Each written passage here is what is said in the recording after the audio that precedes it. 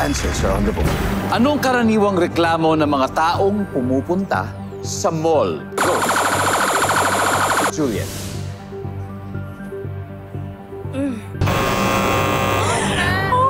Naabutan ng 3 seconds. It's okay. May chance pa naman.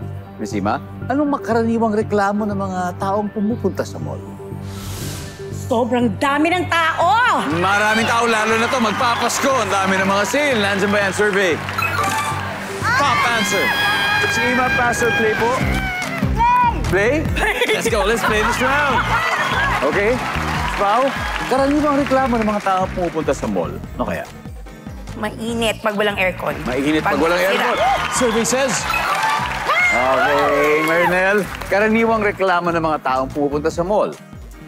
Ang mahal ng bilihin. Walang sale. Mahal ang bilihin. Survey says... Yes, Miss Frenchie, karaniwang reklamo ng mga taong pumupunta sa mall. Nakakapagod maglakad. Nakakapagod maglakad. Survey, nandiyan ba yan?